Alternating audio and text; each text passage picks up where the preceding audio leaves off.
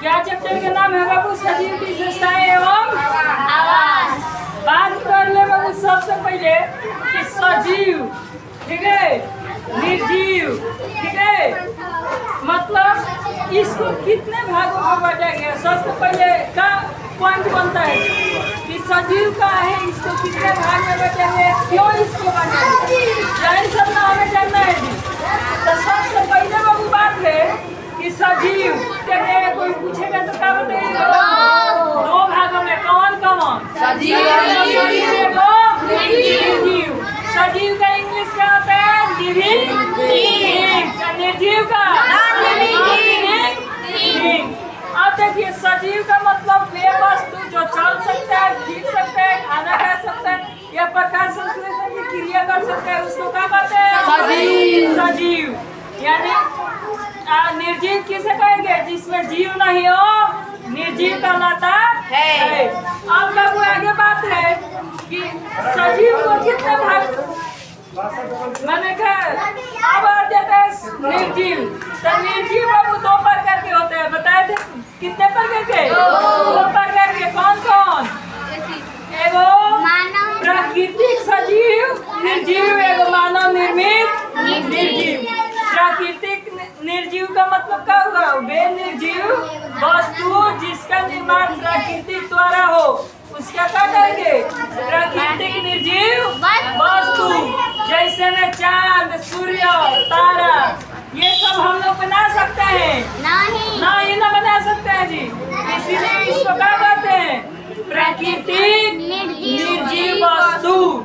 ठीक है। अब आया मानव निर्मित निर्जीव वस्तु। तो मानव निर्मित तो बाबू क्या कहता है? वे वस्तु जिसका मतलब आविष्कार मानव द्वारा या उसको बनाया है, जो मानव बनाया उसको क्या कहेंगे? मानव निर्मित। इसमें क्या आ जाएगा?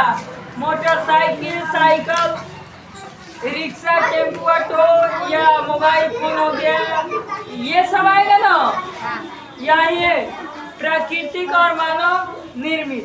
अब है बाबू कि शरीर के आगे है शरीर के सबसे छोटे, यानी शरीर के संरचनात्मक या क्रियात्मक इकाई को हम लोग क्या कहते हैं बाबू? कोशिका। कोशिका। क्या कहेंगे? कोशिका। कोशिका के समूह को क्या कहते हैं बाबू? ऊतक। और ऊतकों के समूह को क्या कहेंगे? अंग। अंगों के समूह को अंग प्रणाली या अंग तंत्र। और अंग प्रणाली के समूह को हम लोग क्या कहते हैं? जीव का शरीर। कोई पूछेगा शरीर के सबसे छोटी इकाई क्या है? कोशिका। कोशिका। अब बाबू आगे बात कर लेते हैं कि सजीव कितने प्रकार के होते हैं। तो कितने प्रकार के जी? दो प्रकार के। कौन कौन? स्वपोषी, परपोषी। क्या होता है जी? स्वपोषी और परपोषी।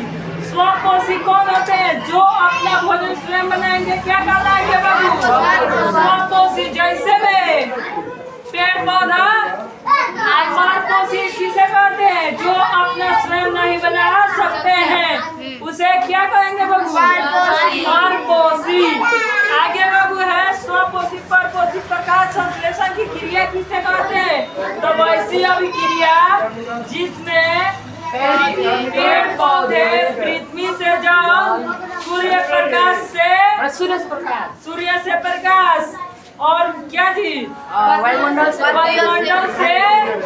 कार्बन डाइऑक्साइड, ठीक है, पत्तियों से क्या जी? क्लोरोफिल लेकर अपना भोजन बनाए, उसको क्या कहेंगे? प्रकाश संश्लेषण की क्रिया कहते हैं। कोई पूछेगा तो लिखा जाएगा कि नहीं? हाँ सर जी। कोई दिक्कत ना। अब बाबू है वृद्धि। क्या है? वृद्धि। कि कोई भी जीव जन्म से लेकर वे बड़ा होता है, इसी को हम लोग क्या कहते हैं? वृद्धि। जैसे पेड़ पौधों में एगो छोटा सा बीज है, इसी बीज से ना एगो बड़ा सा आम का बीज पेड़ बन जाता है बाबू। ठीक है। तो कोई पूछेगा कि पेड़ पौधे कब तक वृद्धि करते हैं? तो अपने पूरे पूरे जीवन काल तक। कितने दिनों तक? अपने पूरे जीवन काल तक। बाबू ऐसा है कि पेड़ पौधा 10 साल के हुए उसके बाद वे नहीं बढ़ेगा, ऐसा है? बढ़ेगा, बढ़ता है कि नहीं? इतना बढ़ेगा है।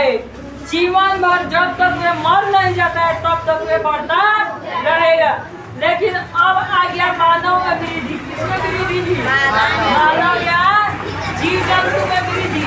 तो यह एक निश्चित समय तक वृद्धि करते हैं। कब तक वृद्धि करते हैं बाबू? निश्चित समय। एगो निश्चित समय तक। निश्चित समय यानी अपने जीवन के एगो ऐसा समय जहाँ तक वे वृद्धि कर सकते हैं।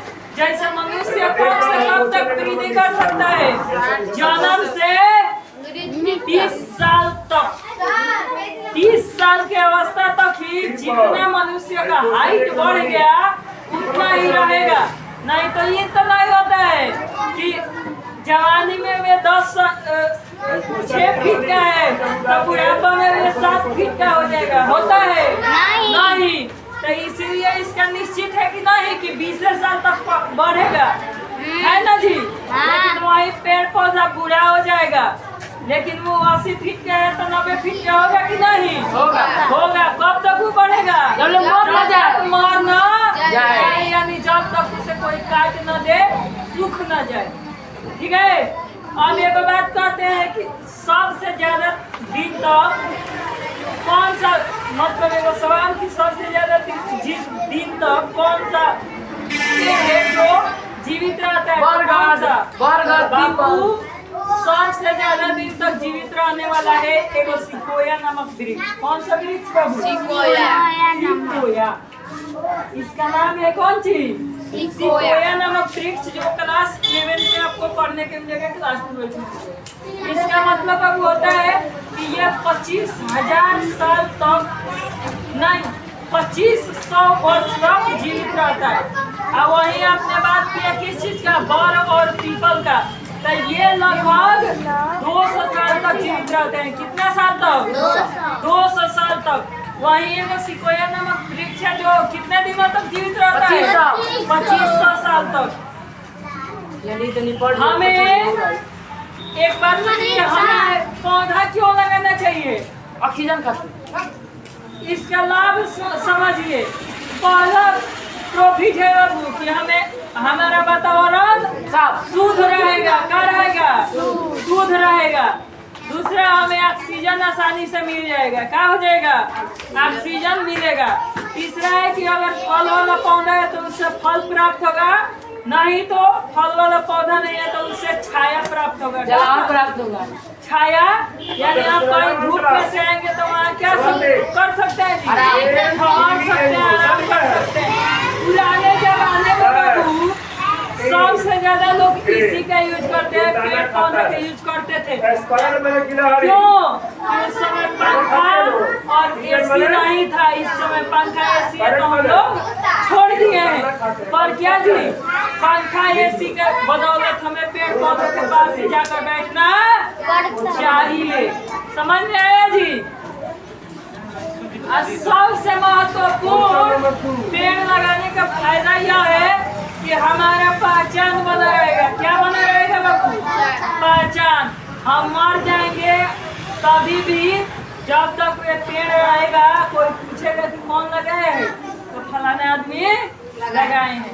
तो वैसे पहचान बना रहेगा कि नहीं?